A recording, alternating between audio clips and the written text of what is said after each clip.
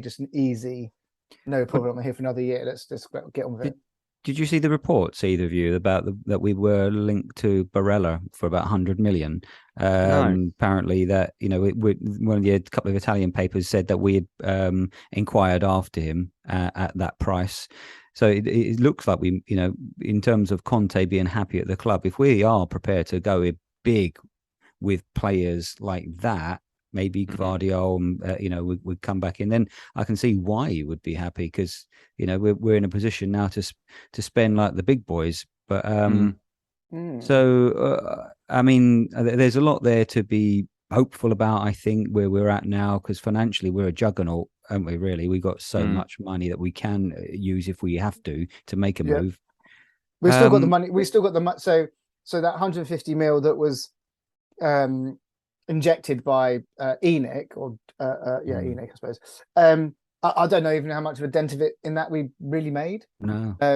And there's still money sitting around, I would imagine. And the chances are it's probably stuff that gets plotted to be done in January or even next summer. As it's always been explained, these things just don't magically happen overnight. They're teased up and lined up over a period like now to then get to a position.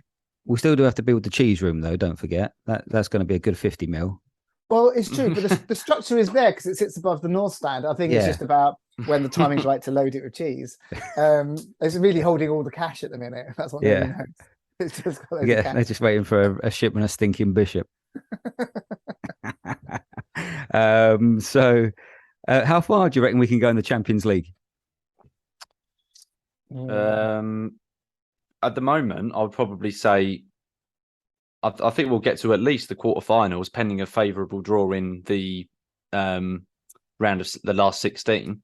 But I would say that we could definitely be able to get to the quarterfinals for sure. That final eight, I think we're good enough to.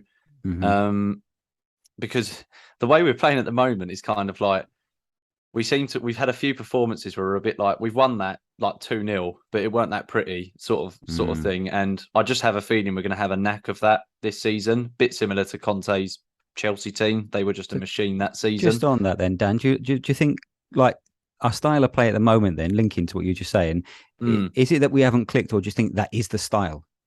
I think so, because there's been two games in particular this season. So West Ham and Forest, where both of them are results that I think we were happy with. Just if you was to ask us before the games, would you take those results? West Ham away is a pain in the arse fixture, and Forest is a 2-0 win. I'll take both of those results. But when you kind of actually watch the games, the frustrating element of it was that I don't think we were trying to sit back in either of those games. West Ham, we clearly weren't. We played them off the park for the majority of the time. But I think that we can clearly see we're trying to play out and be a bit more adventurous in the passing, but there was a lot of sloppy play in that Forest game and in parts of the West Ham game that I think that's an element of that not clicking. That, like, once it's in full whack, I think it will be like we've got our defence down, then we can kind of play forward in a quite adventurous style that it's just taking time to obviously bed in. I think the main thing is that whilst that's not happening, we are still scoring goals and keeping them out. So, yeah, Simon. Yeah, I think that's a reasonable shout.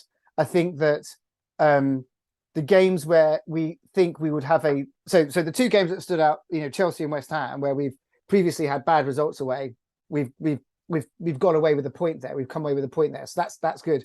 And the games where we expect to win something, we have. And as we say, it's not been the prettiest, and sometimes it's been more frustrating than we'd like it to be. But that's the nature of the game, and I think it's a testimony to Conte's level of not tactics. But actually, he's thinking it through, and the most important thing is the win. It's not as bad as watching. Don't think it's as bad as watching sort of the Mourinho teams, but I think he is trying to think about, okay, knowing the strengths and weaknesses of my team, how do I make sure that we still come out on top, but we don't leave ourselves overly exposed? And I think in these early days of this season, 5 games in, we've only had 6 or 7 games. I don't think it's an unreasonable place to be. I don't think it's an unreasonable place to be. He apparently said at the West Ham game, he was heard or spotted saying, like, you don't have to win, but you just don't lose. So yeah, I think that's the thing is that maybe under previous management, we might have lost those points where we have gained those.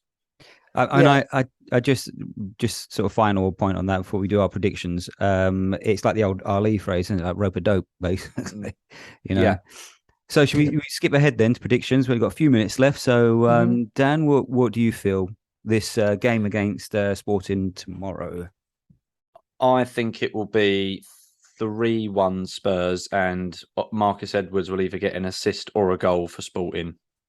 Cool. Simon? That's a very detailed showing off your sporting knowledge again, Dan. I'll look a right mug when it's 4-0 Sporting and Marcus Edwards has all 4. I don't know.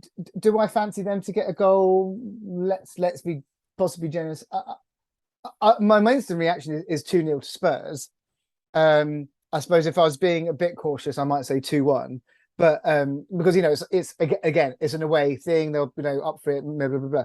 But I think if we've managed to eventually get through Marseille, I think we can get through whatever these guys throw at us. So I'll stick with 2-0. I'm going to go 3-0. I think we'll keep it tight at the back and we'll score a few. So let's hope they all come true. All positive vibes going forward. So definitely just going to wrap up now. So we've been the Spurs Varside Pubcast, and just do a quick shout out to Redemption. Get along there. I'm going to be going along there actually this weekend as the games are on. We'll try to, yeah. And also to Totty Pie and Mash. And that's it. That's a wrap, guys. So, Coys,